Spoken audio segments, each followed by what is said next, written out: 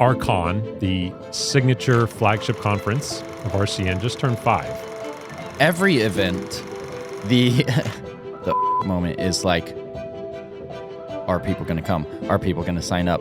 I've had conversations with people and they've told me like of the benefits and stuff, but to actually see it with my own two eyes, they're like, that's really rewarding. That's very fulfilling to do the work that we've done, you know, and to know verifiably it is working. I'm just fixated right now on the power of one. This professor attends last year, and look what happened. Yep. Power of one. There's multiple things that come to mind, but one of them is actually still just the reach. The fact that we had people fly here from 17 countries to come to Boise, Idaho for our little organic event that we're building. Boise's charming. Not the easiest trip. No. And I still tell them, like, well, it's worth it.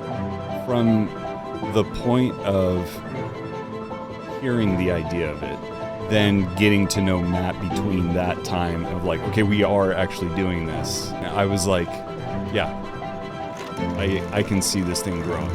People coming to the conference and reaching out in the next 6 months telling us they got a new job. They have a new career path. They left a company and started a business. The opportunities that exist in this conference, if you show up and you're building relationships together, it literally could transform your life.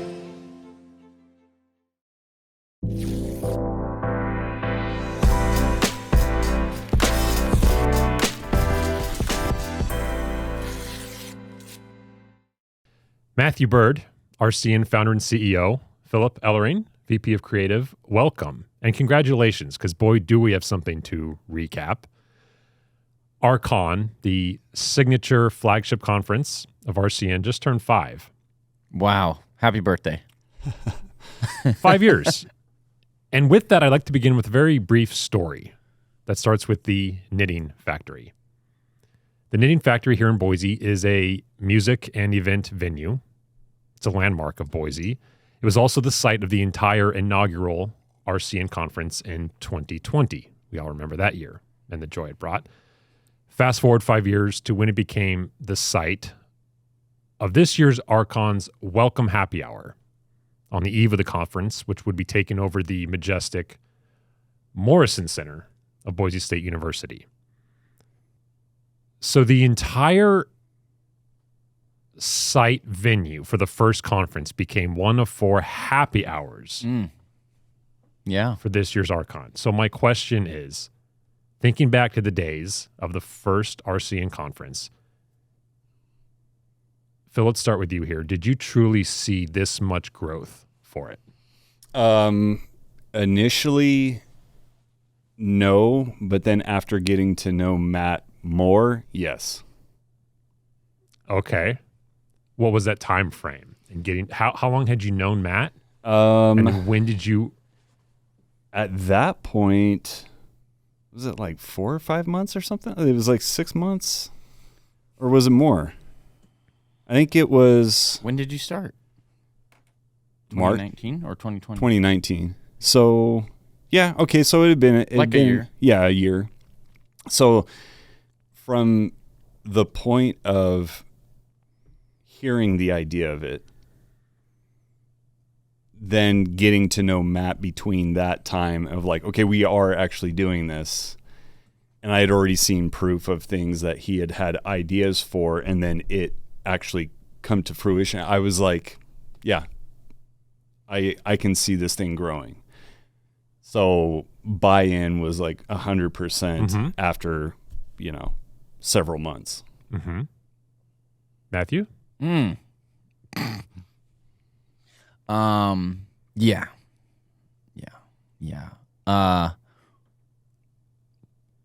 We've barely started what I imagine it being. Yeah. And even back to that, were there any sort of oh shit moments in year one? Not that it would deter any confidence, but that, negative ones? Yeah. No. Wow. Opposite. Every event, the the oh shit moment is like, are people going to come? Are people going to sign up? How much is this going to cost? Yeah. Like the unknowns are the only, not even fears, but like the question marks, at least in my mind. And year number one of anybody putting on anything like this is the biggest question mark. It could have been empty. There could have been nobody. You don't know until you do it. Ending year one and seeing that people came, speakers were interested, vendors got tables. Yeah. That was the 100% like signing the deal of, yep, this is gonna work. This is people are interested. There's a need, and we have some recipe pieces that is really letting it work between the media side and starting the podcast. And, there's another piece to this that let it be successful that a lot of people don't really look at or know if they don't know my background. Like, and it's also why I see a lot of people who maybe want to replicate something like this and they try to put on an event and it doesn't work very well. This wasn't we had no community, we had no audience, we didn't start from scratch of this brand new idea with no already ecosystem in play. Part of what's let RCN build is the previous 10 plus years of being in industry, going to conferences, networking, and a huge piece I talk about a lot, using LinkedIn, like building this ongoing audience and community and educating people and already being in that ecosystem that let the setup of putting on a conference already be pretty well lined up to work. Having good relationships with technology companies, having good vendors who liked us and our audience and used to give me gear in trade for some marketing content when I was just starting. Like a lot of those relationships are what let me have confidence in doing the first one. I already knew, like, I know enough people that are experts in the space that I think I could get to come speak. I know enough technology companies that I think will want to vendor. I know, I knew those pieces already, and when you have the puzzle pieces, it's not like you don't know if the puzzle pieces are there, right? You're not taking 5 boxes of different puzzles and dumping them all into a table hoping you can figure out how to build the puzzle. When you already have one box with all the puzzle pieces and you look at what you're trying to build, you're like, I know I can figure out how to put those pieces together. So there weren't a lot of surprises. The event went really well. And since then, it's just been year over year. How can we improve it? How can we tweak it? How can we change it? How can we add more value? Great. How was this past year's RCON different from the past 4?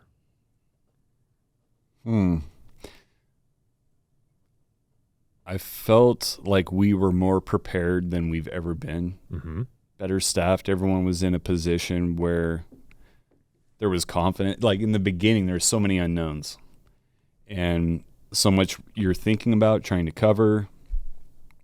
I just think that, and I've gotten that feedback from other people, you guys seem so calm. People that have been there from the beginning.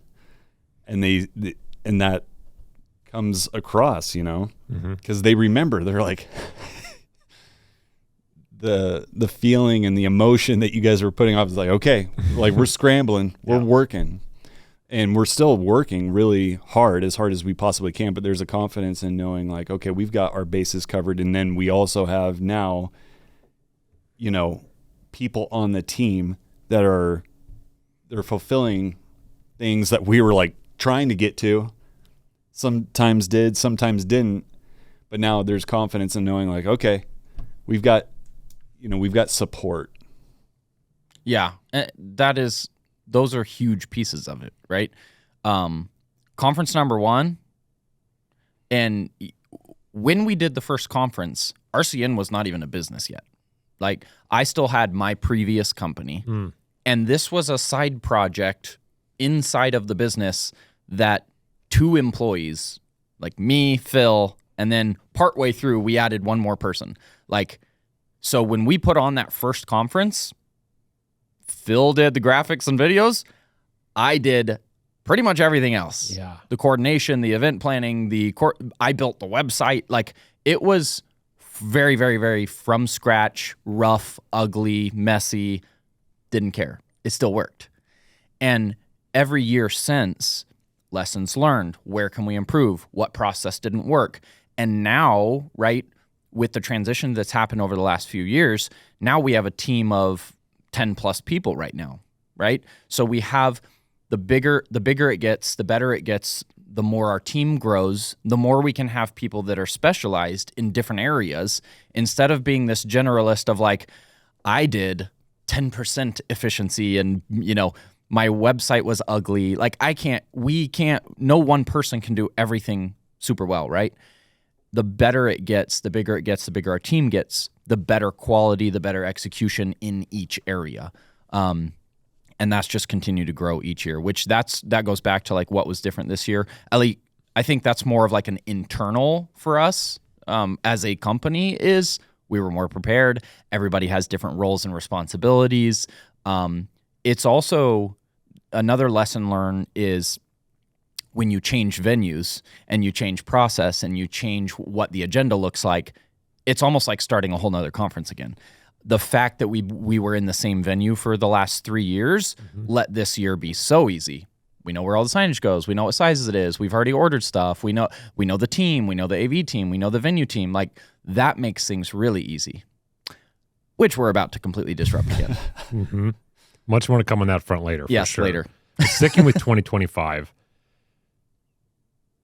what was the biggest surprise? Could be an attendee, conversation, an exhibitor, a panel, something functional behind the scenes. What was the biggest surprise?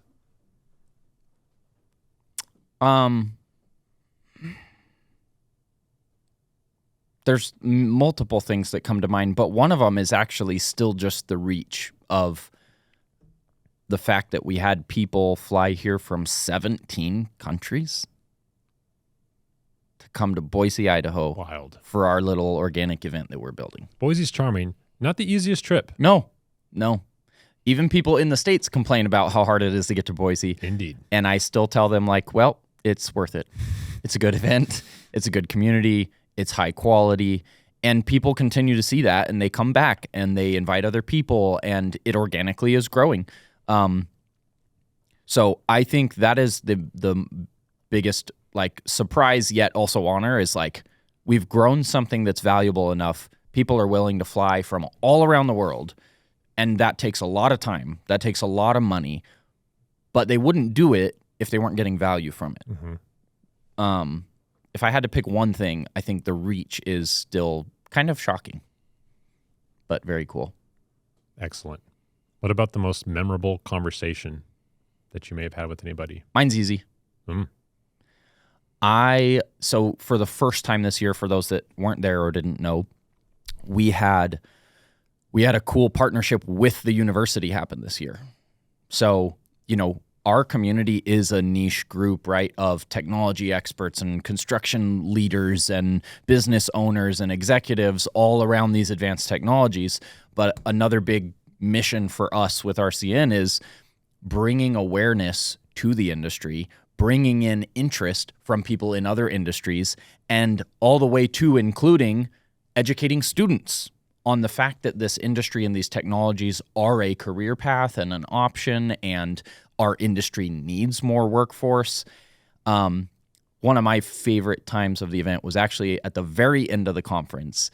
There was a group of students, because we opened up and we had about 165 students come through our conference this year, listening, looking at the tech, having conversations, which was very cool. But one of my favorite times was at the very end of the event. There was a circle of, maybe 5 students standing and talking with each other. And I hadn't really engaged with the students a lot until then, just from running around and managing the conference and dealing with speakers. And I just walked up and, said hi and thanks for being there, and got to just stand there and do some Q&A with them. And they were asking questions, and they were asking about, like, selecting career path and what technology and how to pursue it, and how I use LinkedIn, and, all these different questions that kind of lit a cool fire for me of, like, I want to do that more.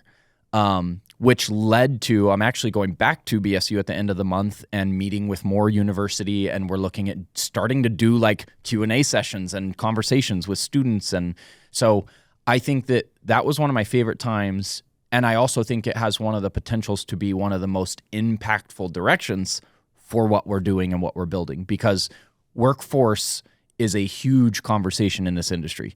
Everyone's trying to hire. There's not enough people being trained. Like it's a big topic. So seeing that there's interest from universities to work with us to kind of bridge that education and industry gap is pretty exciting. Yeah, for me, Scott Raymond, the self-proclaimed race car guy. The perspective that I had having a conversation with him was really cool, because I met Scott in Orlando, and that was the first RCON event that he went to.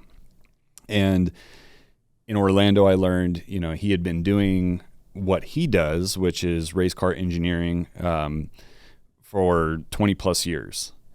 But he's trying to break into reality capture. And he's like, I already, there's already so many parallels, but I'm a small business and I want to get more exposure. I want to learn more about reality capture.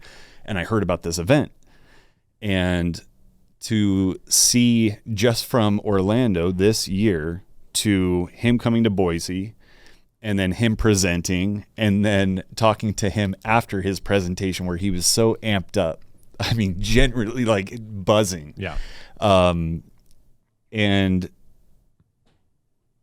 to see that perspective of how quickly it can change from, I don't know anything about this industry, but I think that there's a lot of crossover. I want to get exposure, but I don't know how to do it. And then all of a sudden seeing him on stage crushing it, and then getting footage of him after, and people just buzzing around him, drawn.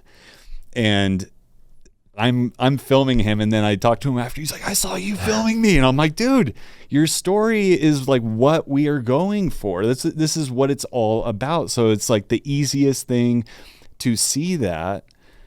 And I've had conversations with people, and they've told me of the benefits and stuff, but to actually see it with my own two eyes of I just met this guy a couple months ago. Mm-hmm. We were having this conversation, and to see him here and how quickly, that's really rewarding. That's very fulfilling to do the work that we've done, and to know verifiably it is working. The ultimate gratification, right? Mm-hmm. Yeah. Mm-hmm. So I'm thinking about, even just that development, just for Scott, this newfound collaboration with Boise State. Was there a point in time in your guys' memories where you realized that RCON was really morphing into something far beyond just a conference, and really that community, that movement? Yeah. For me, that was before the conference. Is that strong before? Oh, yeah. Before number one? Yeah. Yeah. Wild. Yeah. And because as you start building relationships in a kind of niche industry, a community is there defaultly. It already exists, which is why many people go to the same conferences over and over and over. Mm-hmm. I used to go to SPAR 3D that became Geo Week before we ever started our conference, right? It's been around for a long time. I started building some of the relationships that I have now 10 years ago going to these conferences. One of the most exciting things about going to the in-person conferences is that a bunch of you meet each other, and you see each other the next year and the next year, and you start building these relationships, which to me, that is a community. The thing that didn't exist before we started it was no one was really creating this ongoing fostered opportunity for people to stay engaged. People would go to a event, a Geo Week, an Autodesk University, a Procore, all these different events, and they'd see different people at different ones, and then they'd forget who they saw, and they wouldn't talk until the next year, and then they see them again, and they're excited, and then they disconnect again. And the idea for us about how are we building a community is you have to foster those relationships. You have to create an opportunity for people to stay engaged, to actually remember each other, to find each other, to connect offline, which is why we have our membership platform, which we could get to later. But like, we will. To me, it's not a true community if you only see each other once a year and you're excited to see each other at a conference and then you disconnect. And I found that many people struggle at fostering those relationships and keeping that contact and actually collaborating throughout the year. And I found that to naturally be a strength of mine over the years, which is what led me to, even before we did the conference, I kept asking this question internally of like, how can I use the network I've built and the relationships I'm building? Like, everybody's excited to, how can I use that for something bigger than just me and my scanning business that I'm building? And community was like the first thought. I just didn't know what to do with it or how to do it, which is why then we started the podcast, and it was like, okay, well, I could start having conversations and record them with these people I've built relationships with in the community and get to know those people even more and share their story, and other people will learn about those people. And it became this growing thing. Then the thought with the conference wasn't even really about the conference. It was about bringing all of those all that community in person together. Mm-hmm. It just so happens to be that that's a conference. It could have been just a meetup. It could have been just a networking event. But the fact of going to other conferences and like the presentations are valuable. The opportunity to have vendors and see the tech in person for people who are looking to learn is valuable. That's what all led to, okay, that in-person meetup should actually be a mini conference. But the main focus was the networking and the relationships, which is why that's what has been one of the core themes moving forward is like, yes, we do presentations, but we do way more networking, happy hours, downtime than any other conference anyone has ever been to. Yeah. That is the core focus. Like, the relationships leaving the event. You can watch the videos afterward. You could get a virtual pass and watch the presentations. You could wait until the next 6 months and they're all available online. And many people do that because they're trying to just learn the technical. But the value of the conference is the relationship building, because that is what transforms people's careers, businesses, lets them build a company, lets them find a client, lets them grow a career. Like, that is the part that could actually transform the people that come. Excellent. What are some of the technologies, use cases, industries that were rare, if not non-existent in year one, that are now commonplace at RCON?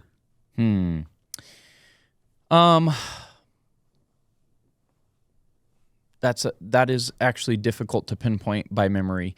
There has been a little bit of everything each year. And there are changes and growth that has happened in the industry and to the technology and to the adoption, but I can't pinpoint something that's actually drastically different that wasn't there that is there now. Like, we have always had a diversity of use cases, and some of the people have been coming every year because they see the value in it. So like the Exxon Mobils and the DFW airports and some of those certain industries and clients and such, they've been there since year 1 or 2, and they keep coming back. We've had some here and there each year that were some niches that maybe showed up one year that weren't there the next. Like, we had a wildland firefighter that talked about the use case in emergency response like last year, I think, or maybe it was the year before. We haven't had that back yet. It's a niche. He was interested and was there, but it's a small subset of the industry. And a lot of who's there and content that's presented really comes down to who applies and who's interested in coming and speaking. So we do try to keep a diversity. Obviously, there's some technologies that were not here 5 years ago. Radiance fields, Gaussian splatting, some of those things are obviously new for the whole industry. Those are definitely a part of our conversation, because our goal as a community and as a conference is trying to have everybody that is at the leading edge of all the new technologies that impact the built environment. So whatever those things are, it's the robotics that are actually taking a scanner, right? We have robots at the conference. It's the Gaussian splatting stuff. We have radiance field people at the conference. It's XR headsets and how's that being used on the job site. We have those, right? So our goal with this main conference is have a diversity of all of the latest technologies and let people build awareness and understand the diversity of them and then go deeper outside of the conference. That's been the goal. Yeah. Wonderful. Phil, I want to come to you here. You oversee not only all the filming, but the editing of every moment that occurs on the RCON stage. I'm curious from your vantage point, what makes a great presentation? Mm-hmm. This is a loaded question. It's there are so many different styles that I've had the pleasure of observing. I would say the through line is awareness. So a presenter who knows their strengths and weaknesses, plays to their strengths, kind of avoids the weaknesses, and then also is putting focus on giving actual value, they're going to hit a home run every time. And it's very obvious. And the person that understands their weaknesses and then may even come up against one while presenting, and then they're able to laugh at it, invites the audience to, oh, that's okay. So I've seen so many amazing presentations that have just been that, where I'm like, man, that person really knows what they're good at and what they're not, and they forgive themselves for not being the greatest at XYZ, but then they're going to like double time it on the things that they know, like, but I have, this is my strength, and I'm going to really highlight this.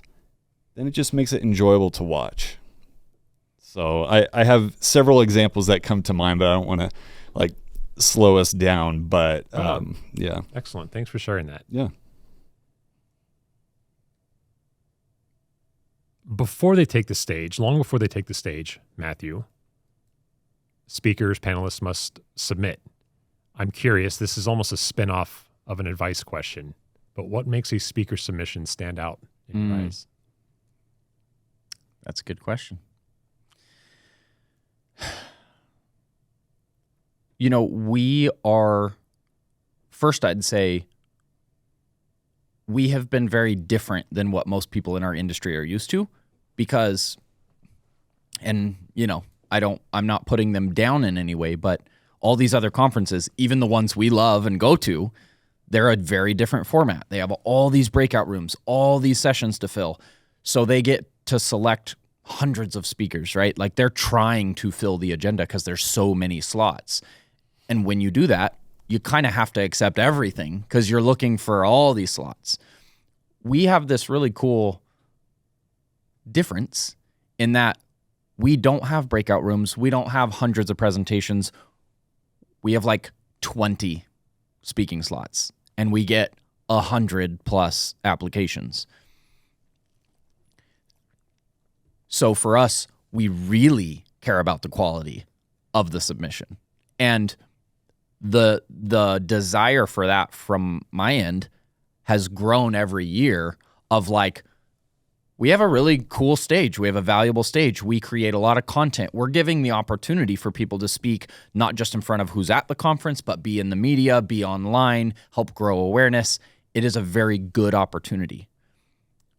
So we want to treat the looking and selecting through submissions very carefully because we care about making sure that those very limited slots are high quality, they're valuable, they teach you something, they're not a sales pitch, and they're useful to the audience. Like, we care about that so much that when selecting presentations, one, here's a thing for today's age.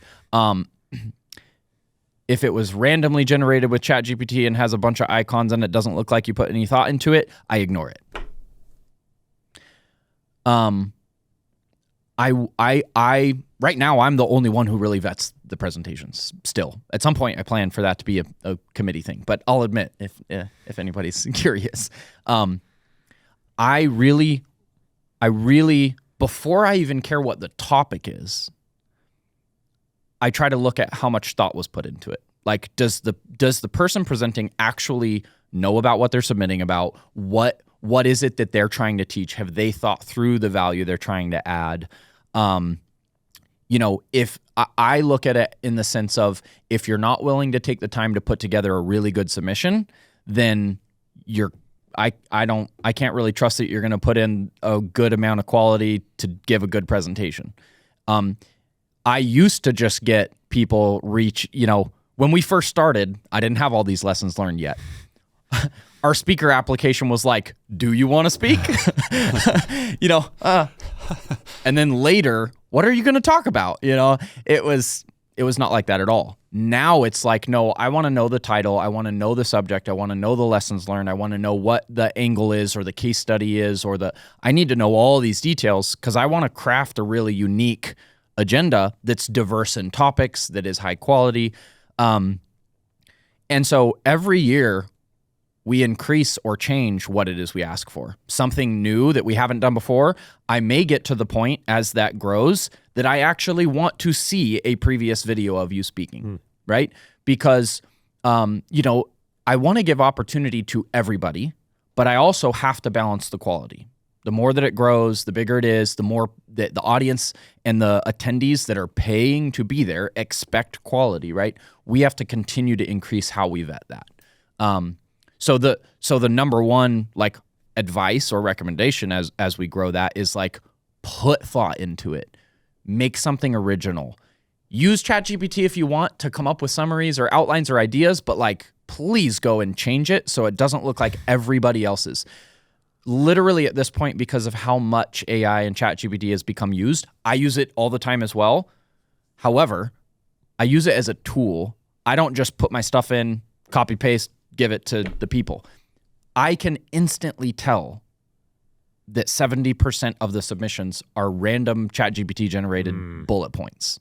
And again, it's not that I care that you use AI. It's that now I don't know if you actually even know what it is that you're going to talk about because you didn't write it. So that's the biggest challenge with using AI to write your submissions is I don't actually know if you are going to talk about those things. Wow. So quality submissions, and even go above and beyond, put a link in the comments of a previous talk you gave or a presentation, or record a video and submit with it of, explaining what it's like. The more that you put in that sets yourself apart a little bit, the more that makes me go, I want to take a chance on that one. Wonderful. So in a word, it's almost effort. Oh yeah. Right? Oh, wow. No, I'm not dismissing. No, it's true though. That yes. depth was really, really an illumination, and that's just age-old wisdom. But the more you put in, the more you're likely to get out. Yeah. And, I honestly have people that I think kind of get upset at me that they don't get chosen to speak. And I'm like, you didn't submit anything. Yeah. I have taken some people that I know because of a relationship and I gave them a slot without knowing what it was because I trust has been built in different ways.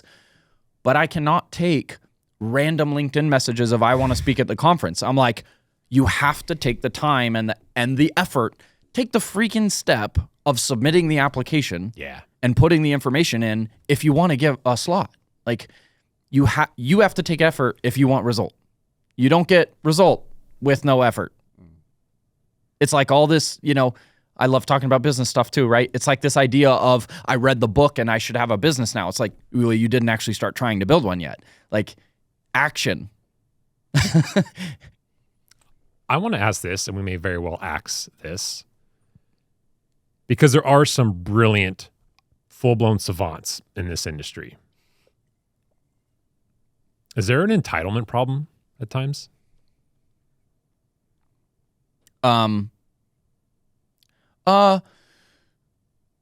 Some, not a lot. Okay. No. Minor problem, we'll say, industry-wide. And what you mean by that is like certain people that are savants or are good experts Sometimes geniuses. They think they should have Yes. an exception. Yes. Honestly, I think a very small percent. Okay. I don't see that as a big problem. In fact, some of the people that I would maybe give a pass to and allow be that way aren't. Like they're the opposite. They're so down to earth. The ones that are hardcore or have I've gotten on calls with or something, and they almost are like at a disrespectful level of like arrogance or they're deserving of something. Those are the kind of people I just disconnect from. Yeah. As much as we care about technology, another thing people know about our community and about what I talk about a lot is like people first. Like you need to be a kind person. You need to be willing to talk with people. You need to be open. You need to be caring of this community and the people in it. I don't care if you're an expert. You could be the best expert in the world about it. I'd rather kick you out, remove you from my connections, and find someone else if you don't meet those first. Because that is far more important to me, is creating opportunity, creating openness, creating open conversation. It's about improvement. It is not, same thing when it comes to like on stage time, right?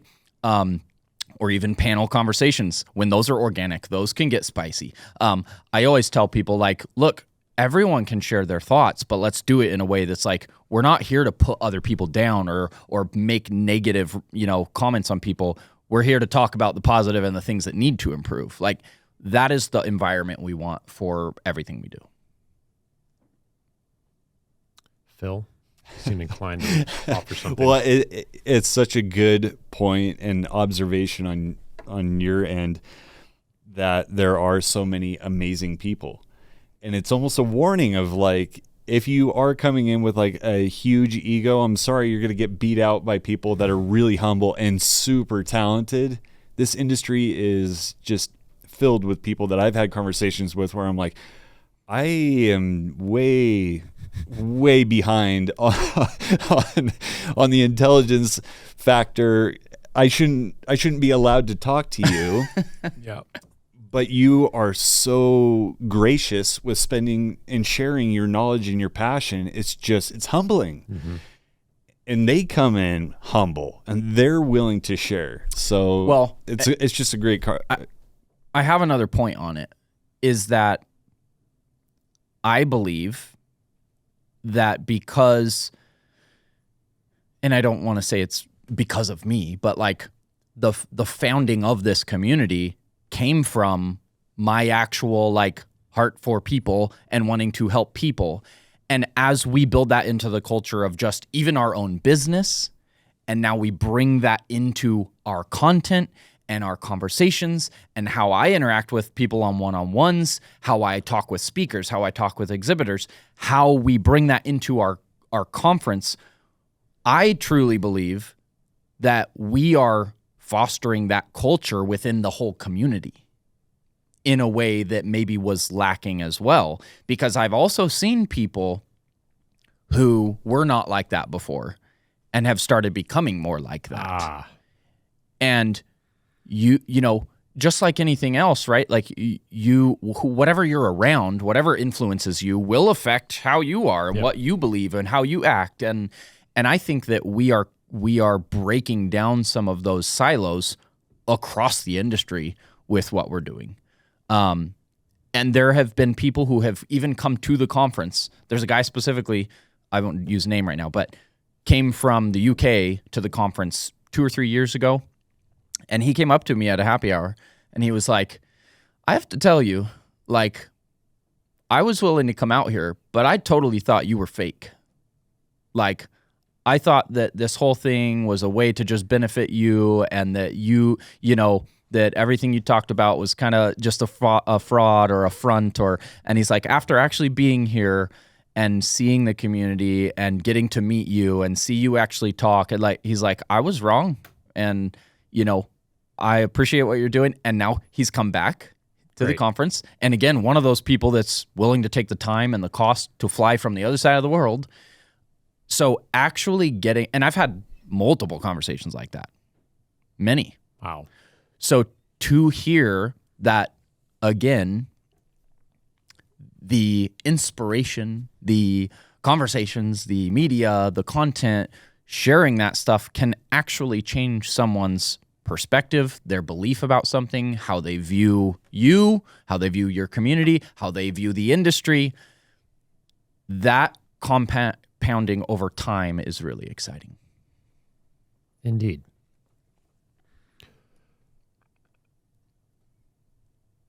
RCON's growth pretty closely mirrors that of Boise's own tech and innovation growth. How important has Boise itself been to the conference's identity? So we have made the hard choice to keep the conference in Boise. Hard choice. Because we love Boise. This is where our whole team is. This is where our office is. This is where our studio is. But it is not a hub for travel. It is not easy for people to get to. There are minimal options when it comes to hotels and convention centers and all those things that if anyone else was planning an event, right, they would choose Denver or Texas or Southern California or one of those Vegas, whatever, one of those normal places. We started it here because of grassroots efforts of like, well, we need it to be close because we have to go there and, meet the venue and deal with signage and deal with all the, all those details. So we started local, we started small, we started cheap, right? And as we grew, we get feedback. We still do every year. We get feedback in both sides of things. We get feedback that, man, it's really hard to get here.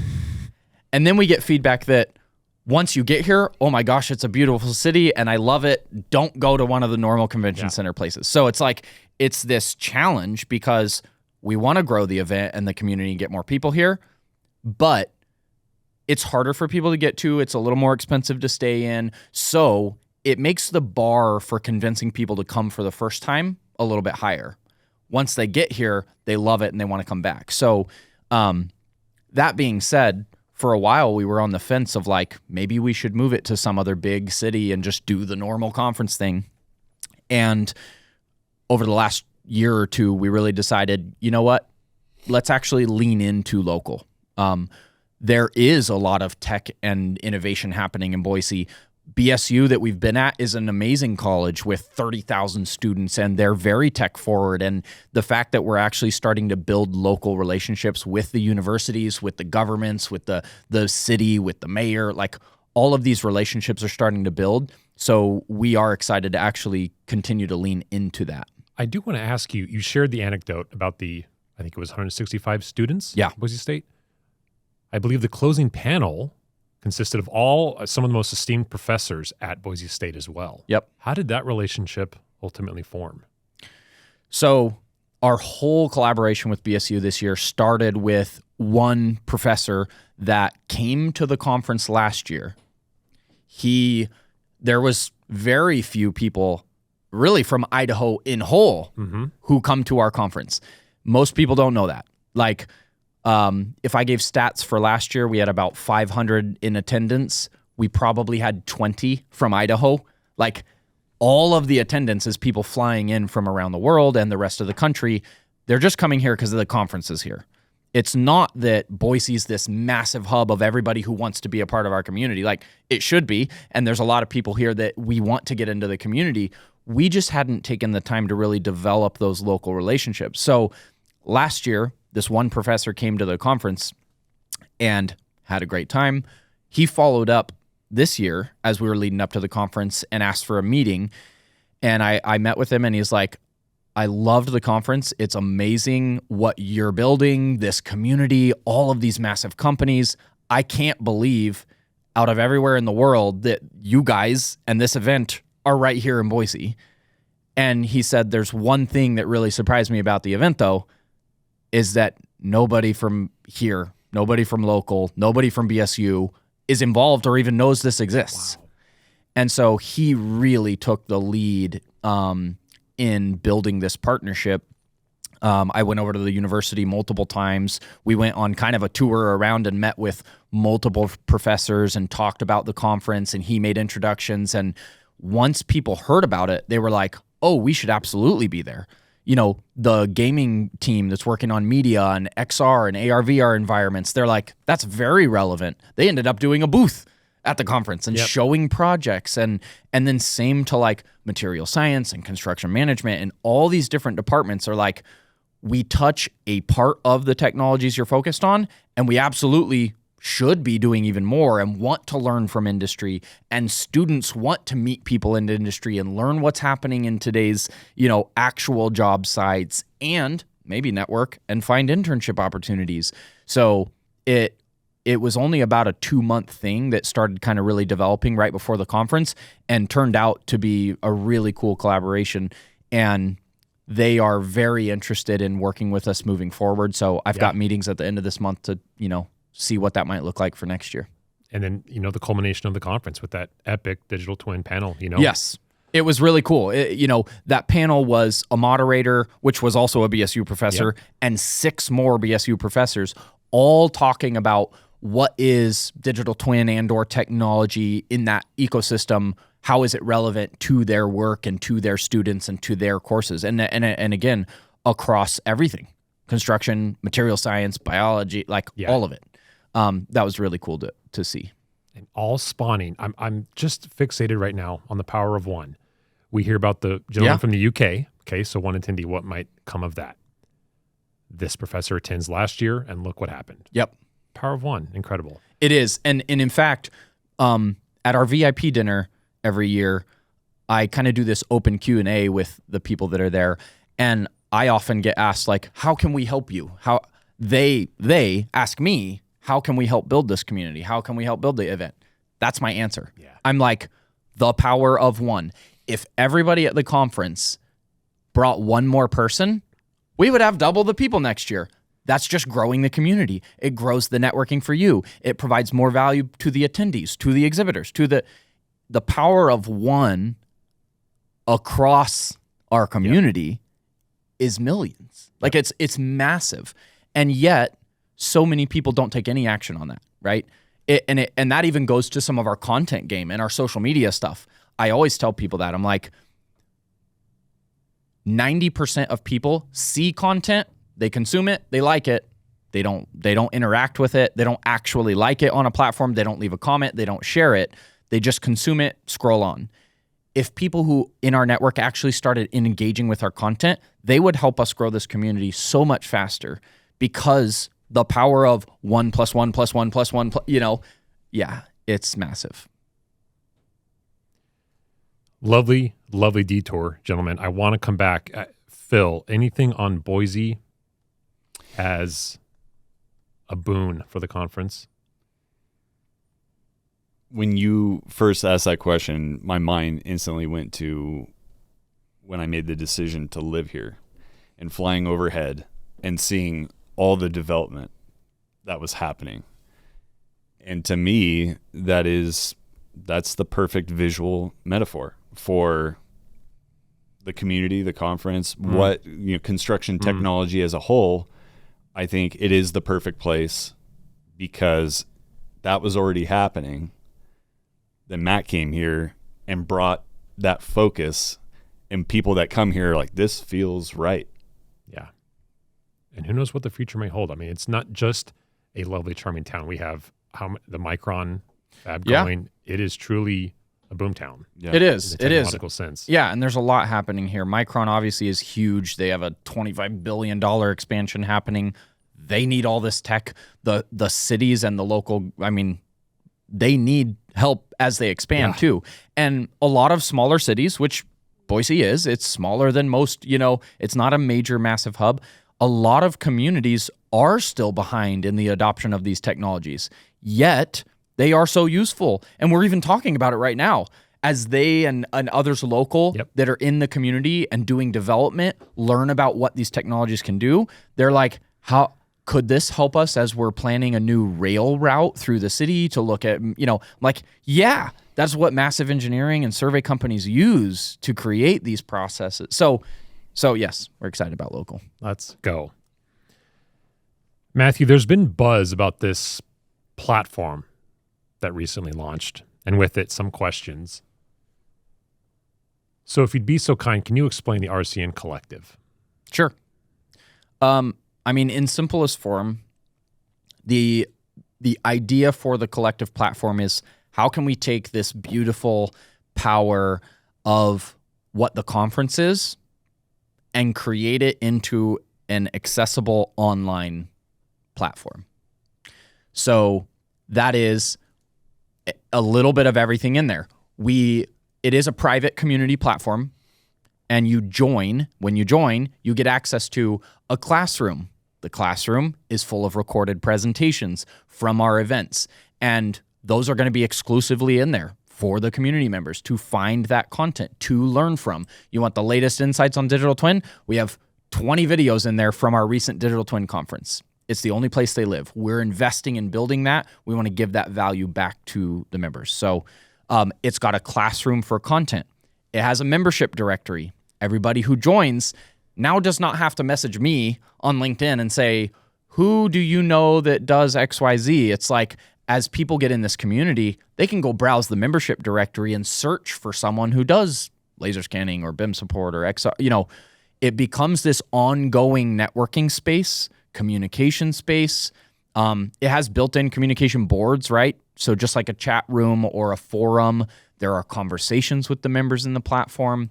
So there's all these different features within it, but the overall theme is it is the place for us to help connect the community on an ongoing basis.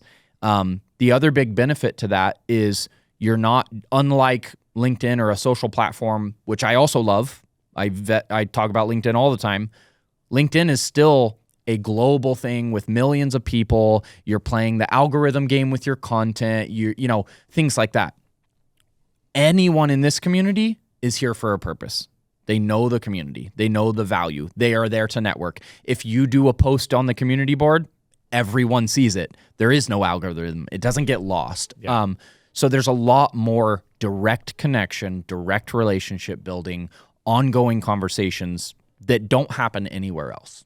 Incredible. So we established the connection, the education aspect. Is there a part of it that pertains to project-specific help and assistance and even recruiting for? Yes. Yeah. A little bit of all the above. We are starting to draw, and there's literally posts in it right now from this last week, people asking for help, asking about how to fix this photogrammetry process, or they're looking for someone to do some scanning in a certain area.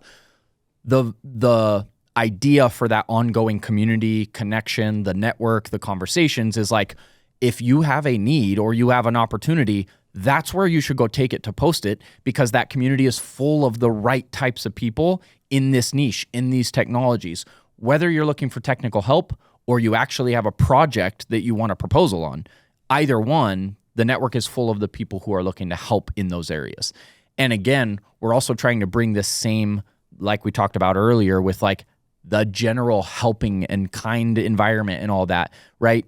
Is if you're struggling with a technology or a workflow or a problem, this is full of people who are willing to answer, give you suggestions, tell them what they do. Like it's a very helpful environment. Wow. And there's one thing I want to hopefully achieve clarity on. Content. Because I do know there is a robust YouTube following. All that material that this maestro churns out is no longer on the YouTube RCN channel. Is that right? So this is an active change for us right now. And we've gone back and forth on this a little bit. This is part of, honestly, entrepreneurship, building a business, making decisions on how we do things, where it goes, who we give it to. Years ago, all of our content was on our website only. It was not on YouTube. We decided to make the change and put it all on YouTube in hopes of like, let's use that to grow the following in the community. And YouTube it's meant for certain types of content. it's not going to really help us grow to just put defaulto presentations on there. Got it. And at the same time, those are very valuable presentations that we as a community, we as a company take a lot of effort in developing, right? It takes a lot of time and funds for us to have all this media gear and a whole team and filming all our content and producing it. And then the outcome of these presentations and these videos is very valuable. When you start compiling years worth of things around certain topics, it's the best place for companies in our industry to go learn about these current technologies and insights. So everything that's on YouTube now is going to stay there, but moving forward, everything we film will live in the classroom in our community. Got it. We will still do certain things that become a live stream or that get posted on social. And our goal with YouTube is to, apart from some of that content, is to work on some specific projects for YouTube, specific YouTube videos, documentations, documentaries, things like that that are better suited for that platform. But a lot of our actual educational content will live in the classroom inside the community. Neat. There was a panel about this at this year's RCON. I'm curious how it may change with the RCN Collective. How are the committees operating within it? So all of our initiative around the committees, whether you're familiar or not, those listening, all of it is now merged inside the collective. So, and this is why this is a combination, this platform and the whole community joining it is now saying like, look, everything we do is going to be inside of this platform. There is a built-in community calendar where we can put all of our meetings, all of our events. There is the classroom where we put all of our video archives, all of our links to resources. Like it became this hub where we're like, we can put everything inside of this and use it to organize our content, organize our files, organize our meetings. Because logistically, some of those were difficulties before using the platform of like, how do we keep adding new people to these meetings? And then we have to get, every time they submit, we need to take a new form. We need to add them to a new meeting invite where there's a complex process. This platform lets us say, if you join and you're in the collective platform, you have access to the meetings. Like, be an active part of the community. Join the meetings if you can show up and give value, give insights, collaborate on projects. So really, all of that committee work has merged into the collective, and it's just a part of what people do in the platform. And they still meet on a bi-weekly basis, working toward different projects. Right now, there's all kinds of efforts going on around a whole matrix of the different types of technologies, the different use cases, and what technology applies to what use case. There's a lot of cool efforts happening. Fantastic. Is there anything RCN Collective members can anticipate enjoying conference or event-wise? So kind of a perks related question, but it's a great question. And it's something that because even this whole thought of the community platform and the membership is all new, we're still developing that. And this is something I play with all the time is like, I come up with these random ideas. I'm like, should we do it? Should we not? Can we, yes. Like we are going to do exclusive things to people who are membership only, that are members of the platform. In fact, we don't have the details out yet, so I won't go deep into exactly what this is going to look like. But actually, at our upcoming collaboration at Geo Week that we're going to do, we go there every year, right? We have our podcast booth, we have our track where we have speakers and stuff. We've always put on these extra fun happy hours, and they've always just been completely open. Well, we're very likely going to do one open happy hour and one exclusive members only happy hour. And it gives a chance for meeting people that are actually a part of the community, that are actually relevant, that know why they're there. When you have something that's completely open to everybody, you get such a diversity of people. It's high volume. The whole benefit of this collective is people that join, they know why they're joining. They believe in it. They're a part of one of the technologies. So it makes the quality and the relevancy for the people there very tight. So yes, we're going to do all kinds of stuff that is for members only. One of the things we do right now, actually, is we just started a bi-weekly virtual call that we do that is for active networking. We let people come in and introduce who they are, what they do, what their company does, what types of collaborations they're looking for, how others could help them. And so apart from just being in the platform or browsing the membership directory, we are actually fostering through these virtual calls, letting you introduce to each other. Or if a member hears someone's looking for XYZ, they might introduce someone else to them, or I will make introductions to people. So there are many things that we will be doing inside the platform that we won't do outside of. Great. So we've alluded to this, but RCON 2026 is already a green light. Oh, yeah. And it has new digs. Oh, yeah. What does a new, larger venue like the Boise Center mean for RCON? Ellis, it's like starting over. This is going to be the biggest change that we've had. Next year will be a bigger change than the past 5 years combined. Combined. Yes. Elaborate, please. I mean, when you grow something organically, these first few years are small, which is okay. We're not about quantity over quality at all. We don't want to be. We never want to be. However, they had to be small organically because when you're building something from the ground up, you start with zero resources, zero revenue streams from it. You have no idea how it's going to go. So you have to have lower risk, right? The bigger we grow it, the more we put into it, the better we make it. And there's risk that comes with that. There's reward that comes with that, just like in business. This move is the first time we're going from this kind of smaller venue that's just a stage and some vendor tables in a hallway to like, this is Boise's biggest event center that is 80-something thousand square feet that has a massive room that we're going to have our main stage on.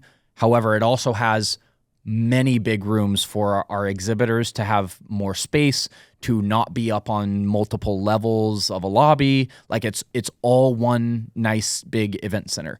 And we are going to be putting a lot of effort into still keeping, a lot of people have asked the question of like, if you're going to change, if you're going to expand, if you're going to grow, if you're going to split up and do workshops and stuff, how are you going to keep the quality? How are you going to keep the focus you've had? And we are going to do some really cool things, and we're going to play with the agenda and the flow of people and traffic so that everything gets all the attention.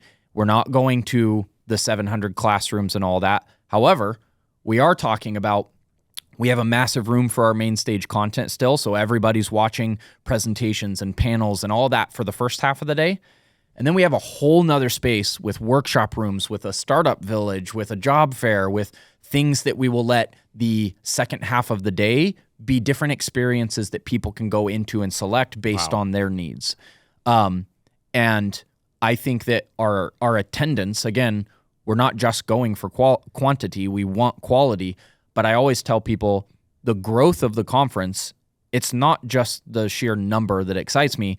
If it's growing, it's providing value to people, right? And I think that our attendance will be double next year what it was this year. And similar to other things that you see, right, with like social media growth curves and like all these things where it's like it takes years to get to where we are now, but the next couple years are going to be exponentially faster growth because of, back to even what we talked about earlier, the power of the one, right? If one guy from last year brought 100 people this year, what each year, the potential for growth as we get more people bought in, more collaborations happening, it's going to keep growing dramatically. So right now, if I had to say a number of like, what will attendance look like? How many exhibitors will we have next year? I think we'll have over 1,000 in attendance, and we will have about 70 exhibitors.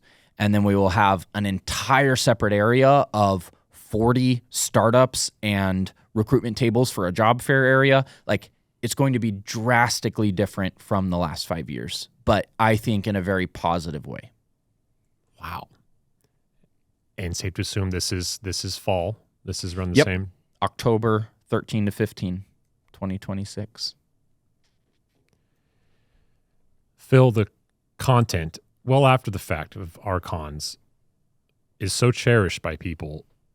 from what you can surmise this far out, does anything change from your end in documenting what will be RCON 2026? I am really stoked. The entire team is really stoked for logistical reasons. Being able to rearrange the room to the benefit of the presenter, the audience, what we're able to capture, it's exciting. What a jam. So before then, the next event is the continued partnership with GeoWeek. Is that right? Yeah. That's confirmed? Yeah. Yep. We are still official event partners with GeoWeek in February in Denver. We're doing a lot of what we did last year. Last year was the first time that we had a dedicated RCN track and we were event partners, and it went really well. And we were happy. GeoWeek was happy, so we are continuing and expanding the partnership. Great. Last year our room was booked. Like, it was full for almost every presentation, every panel. So we got to see, and they got to see, right, the interest in what we've built and people coming out to join GeoWeek because we're there and running a track. People selecting to come to just our content. Yet the co-location with GeoWeek is really cool because if people attend and they buy a full GeoWeek pass, they have the option to come into any of our content. It's all mutual. Or if they're like, hey, we really like just the RCN stuff, you can actually get a cheaper just RCN track ticket. Okay. So there's options when it comes to passes. However, everything else is open to everybody. Like, we can all go to the exhibit hall. We can all go to the keynotes. The separate track is just when it comes to the presentations and the ongoing content. And then we're expanding our podcast booth in the exhibit hall, which is always fun because it gives us a chance to do live recordings right at the show with people who travel in for the event. So that's going to be fun.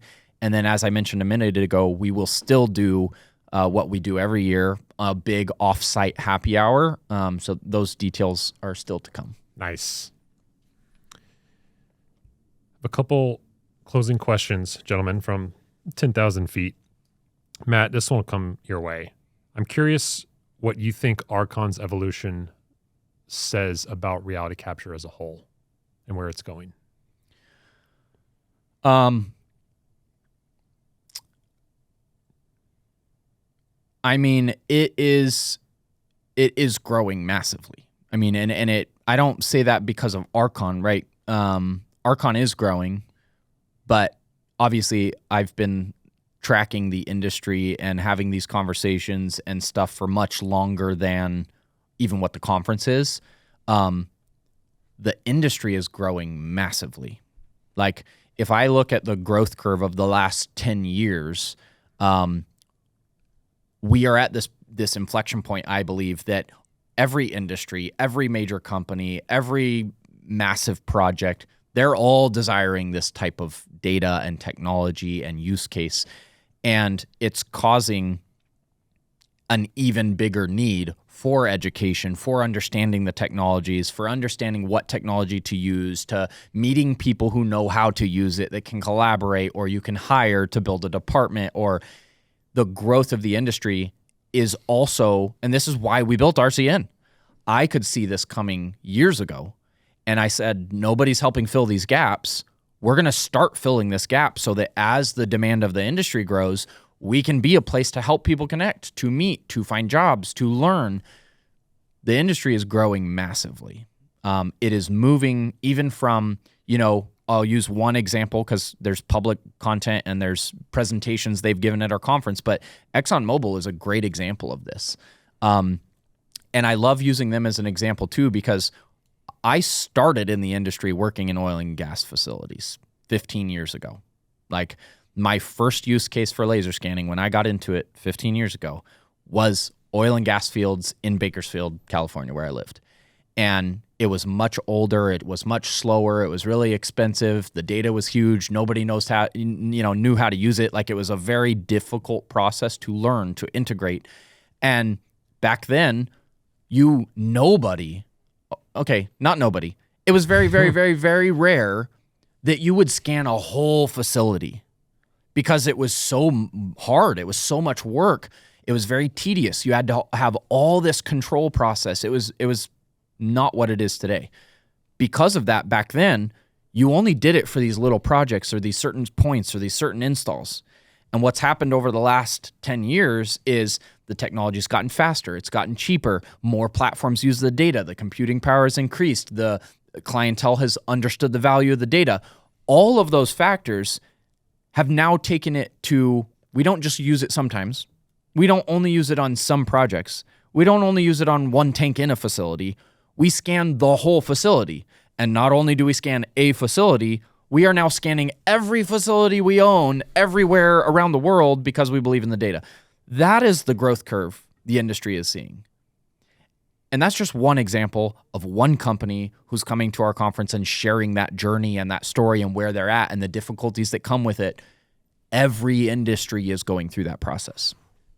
So it's hard to even calculate what the value of this industry is, but it's massive. The needs are massive. And I tell people all the time, which is also why I'm excited about the university link, is there are not enough people in this industry focused on this work. Then there is the demand that will grow over the next 10 years. We can't keep up with it, which also equals opportunity. Sure.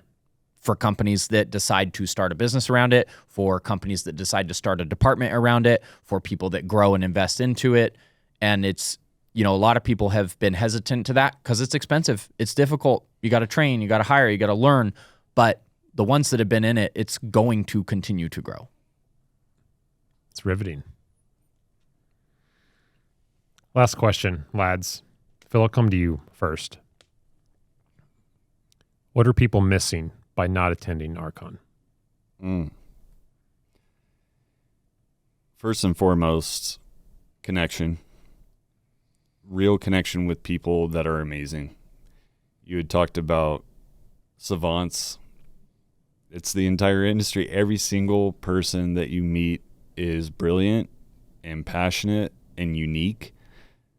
I've had more conversations with really amazing people in the past 5 years than I've had my entire life. It truly is special. Wow. Okay. I'm going to answer that one too. Oh, yeah. You're next. I know. But there's so much.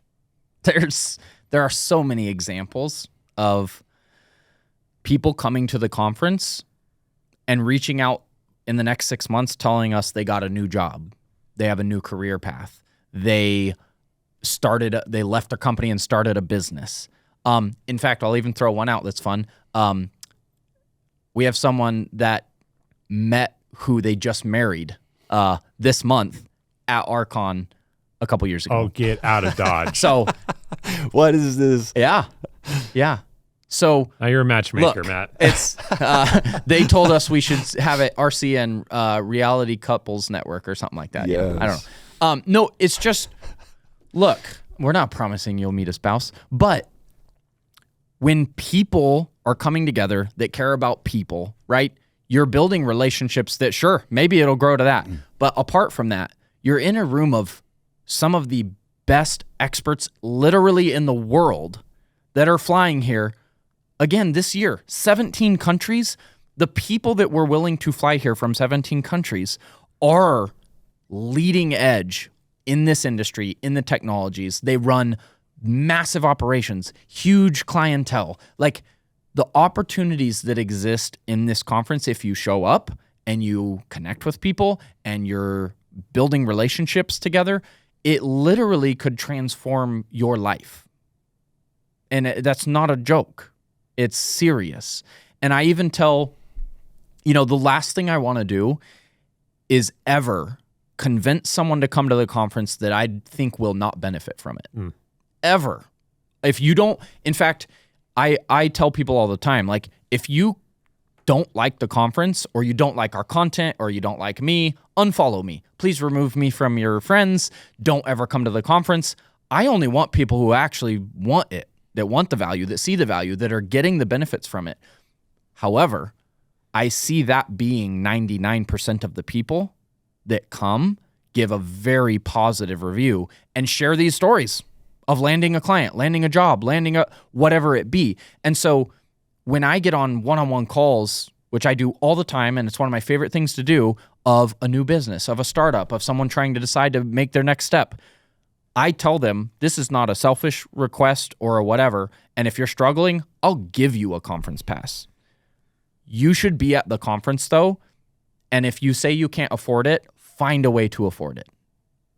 Because if you spend the effort, the little bit of effort, taking the action, back to what we talked about earlier, you take the effort and you actually show up and you engage and you spend your time while you're here in conversation, meeting people, you will leave with 100x the value of what you put in to get here. Especially if you calculate that over a couple years. Like, I'm not even exaggerating about the 100x. And I go back to not always relating things back to just me or my story, but like, that is what I lived. I went from making $13 an hour to building a 7-figure business in this industry. No college degree. It was all through these technologies, building relationships, meeting clients, becoming known. You can't do that if you don't show up, if you don't engage, if you don't. So this industry is growing. It is life-changing, and it can be for so many people. And that is really the core mission of everything we're doing, is fostering those relationships, creating those opportunities, connecting the dots for people. So that is a very exciting and rewarding thing. Well said. What a time. Thank you both so much for coming on the Recap Podcast. Quite a conference to be recapped, and more to come in 2026 at the Boise Center. It's going to be a wild year. Well done. Thanks, boys. Ellis. Thank you so much. Thanks, Ellis.